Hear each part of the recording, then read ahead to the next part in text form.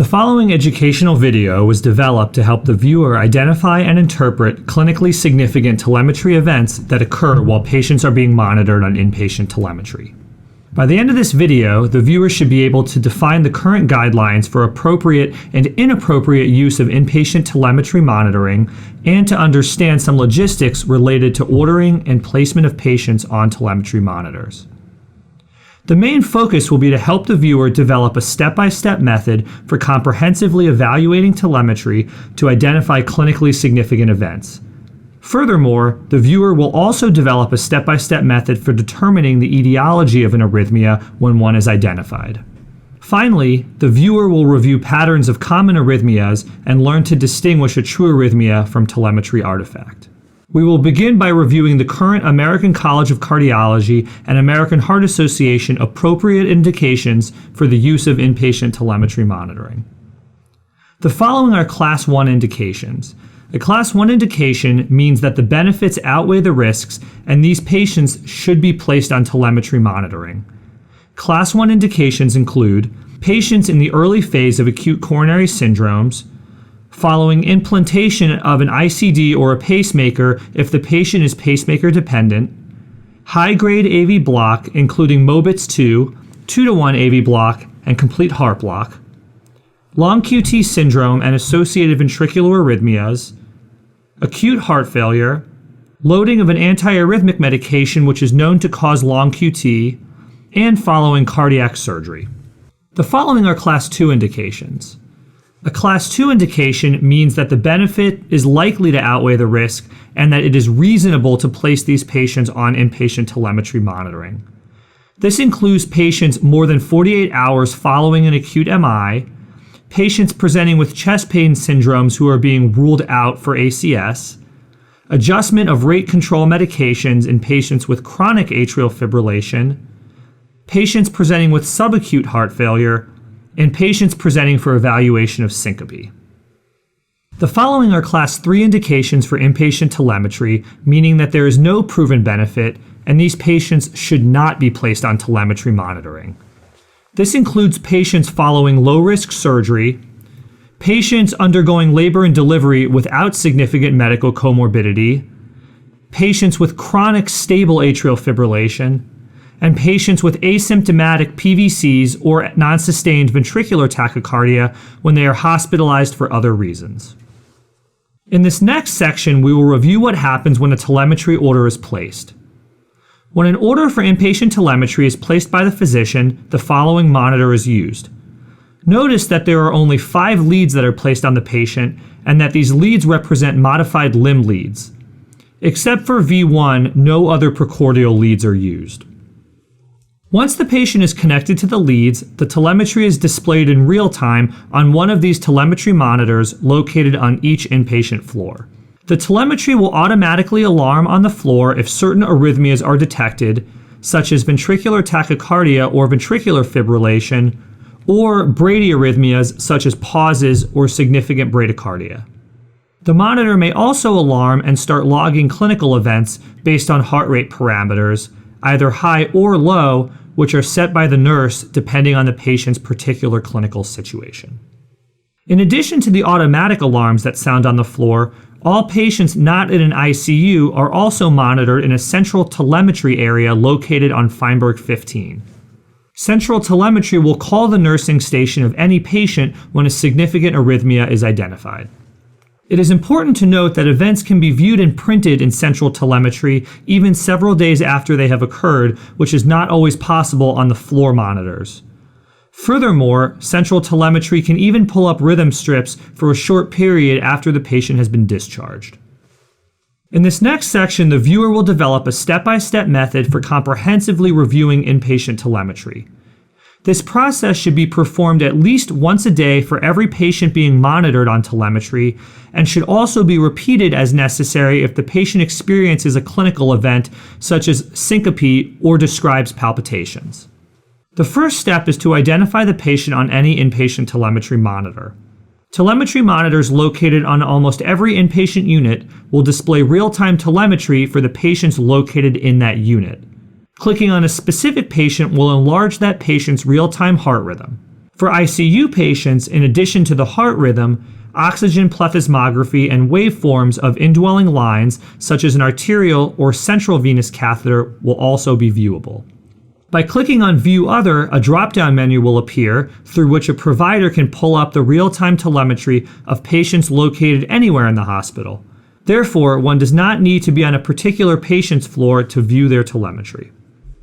The next step is to click on the Graphical Trends button and to set a heart rate range and time interval. This will allow one to view global trends in heart rate over 24 hours, as well as to then focus more closely when abrupt changes in heart rate are noted, as this may signal the occurrence of an arrhythmia. Clicking on Graphical Trends will reveal changes in heart rate over the set time period. The heart rate can be changed to different ranges that may make clinical sense based on the patient's baseline heart rate. Additionally, the time range can be changed to reveal the heart rate trend over as little as 15 minutes or as long as 24 hours. It is generally best to start with a 24-hour view of the heart rate to assess the heart rate trends over an entire day. This is particularly important in patients in whom medications that affect the heart rate are being titrated to achieve a desired response. Furthermore, in the 24-hour mode, one can easily see abrupt changes in heart rate that may indicate that an arrhythmia has taken place and should prompt further evaluation. Here are some examples of normal and abnormal graphical heart rate trends. In normal sinus rhythm, the graphical trend line is very thin and reveals gradual increases and decreases that are physiologic and occur throughout the day. Notice there are no abrupt spikes or decreases in heart rate. In patients with pacemakers who are pacemaker dependent, the graphical trend line reveals a flat trend line with little or no variation. This is because the heart rate is dependent on the lower rate limit of the pacemaker, usually set to 50 or 60 beats per minute, and will not go below this as long as the pacemaker is functioning properly. In patients with atrial fibrillation, the normally thin trend line seen in sinus rhythm becomes markedly thickened. This is because with atrial fibrillation, there is beat-to-beat variation in the duration of the RR interval. Thus, the calculated heart rate varies considerably from one beat to the next, causing the trend line to be thick. In this patient with paroxysmal atrial fibrillation, notice the difference between the thin trend line during sinus rhythm and the thickened baseline during the 2 episodes of atrial fibrillation. Notice also that each episode begins with an abrupt increase in heart rate. This next example is from a patient with paroxysmal supraventricular tachycardia. Notice that there are frequent abrupt increases in heart rate that occur instantaneously, which suggests a possible arrhythmia. Furthermore, notice that in each instance of the heart rate change, the heart rate increases to the exact same rate and then plateaus. This is very consistent with supraventricular tachycardia. Depending on the rate of the supraventricular tachycardia, as well as looking at both the initiation and offset closely, the exact etiology of the supraventricular tachycardia can often be diagnosed. As mentioned, when an abrupt change in heart rate is noted in the graphical trends, this event must be more closely inspected as an arrhythmia may have taken place. One can move the cursor over that area and then change the heart rate interval to 15 minutes to better determine the precise time of the initiation of the change in heart rate, as well as the time of the termination. Using the graphical trend approach to identify the time of abrupt change in heart rate is the first of 2 methods for identifying possible arrhythmias. We will return to this later in the video when we focus on identifying the onset and termination of arrhythmias.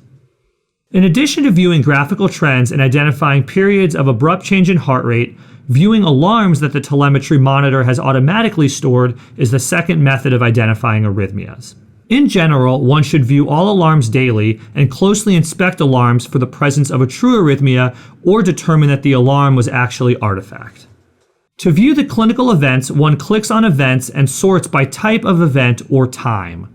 By clicking on the type of event and then clicking on the drop-down, different categories of arrhythmias are displayed and can be viewed separately.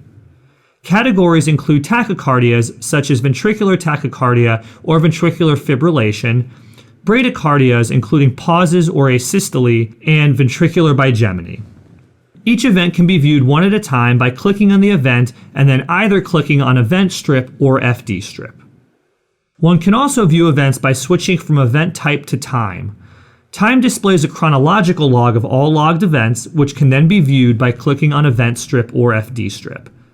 It is not uncommon for some patients to have their time log filled with numerous clinical events within a very short period of time. For example, when a patient has persistent atrial fibrillation and rapid ventricular response.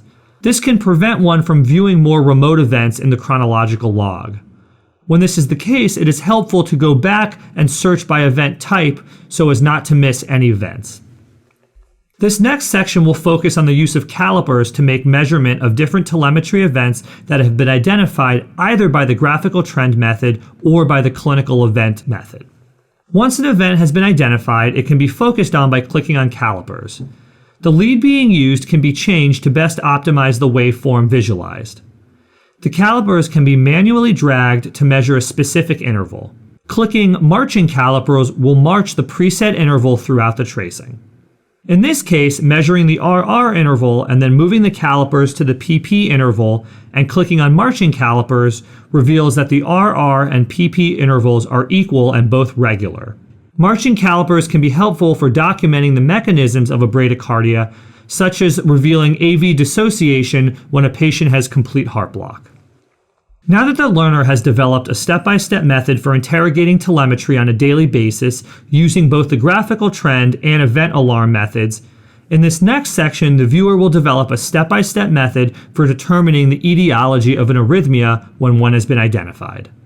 It is imperative that when a possible arrhythmia is identified, both the onset and termination of the arrhythmia are closely inspected, as these regions generally offer clues that are diagnostic of certain arrhythmias. When a possible arrhythmia is encountered by an abrupt change in the heart rate in the graphical trends, the first step is to move the cursor to the general time of the event and then narrow the display interval to reveal the shortest possible setting, which is 15 minutes. In doing so, the cursor can then be precisely placed at the exact moment of the heart rate change where an arrhythmia is likely to have started. Once the cursor is appropriately placed, clicking on FD Strip and scrolling forwards or backwards will reveal the real-time waveform at the time of the initiation of the arrhythmia. Specifically, identifying arrhythmias that are initiated with a premature beat, either atrial or ventricular, can give insight into the mechanism of an arrhythmia. Once the onset of an arrhythmia has been inspected, the next step is to examine and measure the actual arrhythmia. This can be done by moving the cursor to a time in the middle of the arrhythmia, which is usually represented by a plateau in heart rate. Once the cursor is appropriately placed, one can see the rhythm by clicking on FD Strip and scrolling. Once a portion of the arrhythmia is in view, clicking on calipers will allow for determination of the rate and regularity of the arrhythmia. In this case, measuring with calipers reveals a narrow complex tachycardia at a rate of about 120 that appears regular with visible P waves. Finally, moving the cursor to the approximate termination of the arrhythmia and then scrolling through the waveforms again in the FD Strip can allow one to precisely identify the offset of the arrhythmia. It is important to identify if an arrhythmia is terminated by a premature beat. Additionally, the offset of tachyarrhythmias should also be inspected for post-conversion pauses or post-conversion bradyarrhythmias, which are fairly common. The process for moving the cursor and inspecting the onset and termination of an arrhythmia is just as important as inspecting the arrhythmia itself and should be repeated for every suspected arrhythmia. One final method for identifying arrhythmias is to use the FD page. FD page displays roughly 5 minutes of telemetry in a zoomed out fashion and is useful for noting abrupt changes in visual grouping of QRS complexes that is often associated with tachy or bradyarrhythmias. The FD page can be used to identify regions of interest in telemetry that are likely to contain an arrhythmia onset or termination. These arrhythmias can be clicked on, which will enlarge the strip to full size for easier inspection. In this example from the prior patient, clicking on FD Strip reveals a transition from a narrow complex tachycardia at the top of the page to a slower rhythm lower down. By finding the approximate transition between the two and clicking on this area, the waveforms at this time can be analyzed more closely at the bottom of the monitor. Or it can be viewed in a separate screen, again by clicking on the FD Strip or Event Strip. We will now conclude by helping the viewer to identify common clinical arrhythmias as well as to determine when artifact is being misinterpreted as an arrhythmia. The following list, while not exhaustive, represents very common clinical events that are diagnosed through proper use of telemetry. It is key to identify episodes of atrial fibrillation that occur because these are likely to change clinical management of the patient. In this example, one can see 2 episodes of abrupt change in heart rate, suggesting that an arrhythmia is likely taking place. Notice that each episode is associated with a thickened graphical trend line, which, as previously mentioned, is the hallmark of atrial fibrillation. Here is another example of a patient with chronic persistent atrial fibrillation, noting again a thickened heart rate trend line. In this case, viewing the 24-hour graphical trend gives the provider an assessment of the heart rate response and can allow for titration of medications to attain a certain heart rate. This is an example that is suggestive of atrial flutter. Unlike atrial fibrillation, in general, atrial flutter is regular and thus the baseline is not particularly thickened. Also, the rate of atrial flutter is determined by the degree of AV node conduction and is usually 2-to-1 at a rate of 150, but can also occur at 3-to-1 at 100 beats per minute or 4-to-1 at 75 beats per minute. Thus, as the example shown here, the graphical trend can often appear like rungs of a ladder as the heart rate changes between these various multiples. Here is an example of the importance of close inspection of the offset of an arrhythmia. In this case, the narrow complex is terminated with a PVC, which suggests that the mechanism of the arrhythmia may be reentrant. Inspection of the rhythm post-PVC can sometimes reveal flutter waves, which suggests that the preceding arrhythmia may in fact have been 2-to-1 atrial flutter. Here is another example of the importance of close inspection of the offset of an arrhythmia. In this case, the arrhythmia does not terminate with a premature beat. Furthermore, use of the calipers will reveal that the narrow complex tachycardia is at a rate exactly double that of the normal sinus rhythm that follows. Here's an example where scrolling through a Y complex tachycardia reveals one narrow beat.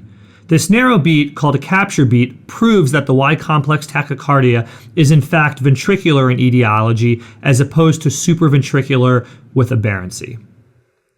Finally, it is very important to be able to distinguish true arrhythmias from artifact caused by external motion of the telemetry leads. Motion artifact is extremely common as patients move about the hospital, and incorrectly diagnosing a patient with a dangerous heart rhythm can lead to unnecessary testing and treatment. In this example, a patient brushing his or her teeth creates a waveform that appears similar to a Y complex tachycardia that could be very concerning. There are several tools to distinguish artifact from a true arrhythmia. Firstly, true arrhythmias are present in all leads simultaneously, and in this example, although the bottom lead reveals a concerning tracing, the other 2 leads show a normal narrow rhythm. Additionally, if one looks closely at the bottom lead, there are some QRS complexes that appear to march out in an unaffected fashion throughout the episode in question. This would not be possible if a true arrhythmia were present. Finally, as is in the case here, the frequency of the artifact can often be at or above 300 beats per minute, which would be highly unusual for either ventricular tachycardia or polymorphic ventricular tachycardia. One can also use the oxygen saturation waveform or arterial or central line waveforms present in ICU patients to help assess whether artifact is present. In this example of a real ventricular tachycardia, notice that the arterial line waveform is flatlined, as is the oxygen saturation waveform, suggesting a true clinical compromise. If the event were artifact, the oxygen and arterial waveforms would not have been affected. This concludes this educational session on the use of inpatient telemetry. The viewer should now have the skills to methodically assess telemetry for the presence of arrhythmias, determine the likely etiology of common clinical arrhythmias, and distinguish a true arrhythmia from telemetry artifact.